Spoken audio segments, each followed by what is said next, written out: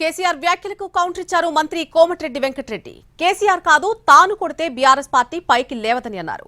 Farm house లో కుంభకర్ణుడిలా నిద్రపోకుండా దమ్ముంటే అసెంబ్లీ సమావేశాలకు వచ్చి మాట్లాడాలని అన్నారు కోమటిరెడ్డి.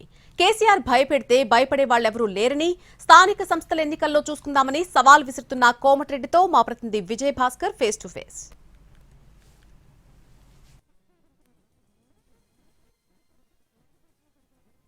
ప్రతిపక్ష నేత కేసీఆర్ చేసిన కామెంట్స్ పై మనతో పాటు స్పందించేందుకు మంత్రి కోమటిరెడ్డి వెంకటరెడ్డి వారితో మాట్లాడే ప్రయత్నించారు. సార్ చెప్పండి, ఏడాది కాలంలోనే కాంగ్రెస్ పార్టీ పాలనలో విఫలమైందని కేసీఆర్ కామెంట్ చేశారు. ఏం చెప్తారు మీరు మంత్రి? ఇన్ని రోజులు మౌనంగా ఉన్నా ఒక బయటకు వచ్చి ఒక దెబ్బ కొడితే ఎవడు మిగిలాడు అని మాట్లాడుతాం. మిస్టర్ కేసీఆర్ ఒకటి గుర్తుపెట్టుకో, కాంగ్రెస్ పార్టీ ఎప్పుడు కూడా తెలంగాణ ఇచ్చిన పార్టీ. నువ్వు ఇచ్చిన మోసం 10 లక్షల సార్లు చెప్పినావు. దళితుని ముఖ్యమంత్రి చేయకపోతే తల నరుక్కుంటా అన్నావు. మొదటిసారి దళితులు ఓటేసిండ్రు. మైనార్టీలకు 12% అన్నావు, గిరిజనులకు 12%, డబుల్ బెడ్రూమ్ ప్రతి ఒక్కరికి అన్నావు. అట్లా మోసం. రెండోసారి ఎన్నికలప్పుడు ఎలక్షన్ ముందే నువ్వు రైతు బంధు స్కీమ్ అని ఓటింగ్ చేసినావు. మేము అట్లా కాదు, మేము చెప్పిన కార్యక్రమాలు తెలంగాణ ఇస్తామన్నావు, ఇచ్చినావు. నువ్వు ఏదో ఊహించుకుంటున్నావు. తెలంగాణ ఉద్యమంలో నీ పాత్ర లేదు. అయినా నాలాంటి వారు మంత్రి పదవి తయారు చేసినావు. మా ఎంపీలు కొట్లాడిను. తెలంగాణ వచ్చింది, నువ్వు మోసం చేసి ఆ పాలించినావు. కానీ ఇచ్చిన హామీలన్నీ అమలు చేయడంలో విఫలమైంది. తెలంగాణలో భూముల ధరలు పడిపోవడానికి పాలనే కారణం చెప్తా ఉన్నారు. నీ ఎంతసేపు భూములు, ధర, నీ ఫోన్ ట్యాప్, దొంగతనాలకి ఇదే పైన బెల్ట్ షాపులు.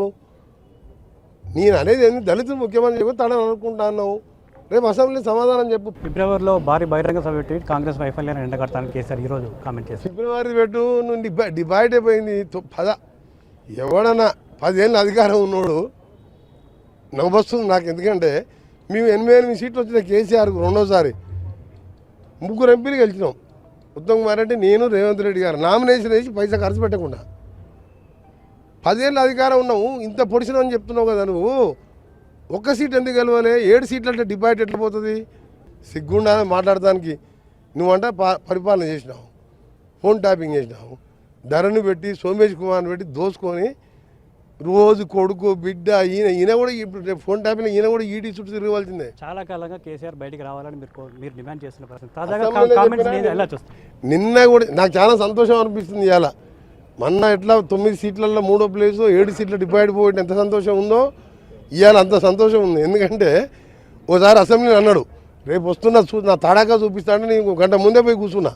ఏం తడాకా చూపిస్తాడు? ఆ రోజు రాలే. ఇప్పుడు అనుకుంటున్నా 5వ తారీఖు 7వ తారీఖు అసెంబ్లీ డిసైడ్ అవుతుంది. వచ్చిందనుకో ఆయన తడాగా కాదు, ఆయన ఫుట్బాల్ లాగా ఎట్లా ఆడుకుంటావు నువ్వు చూసుకోరు. మీరు మొత్తంగా కేసీఆర్ కామెంట్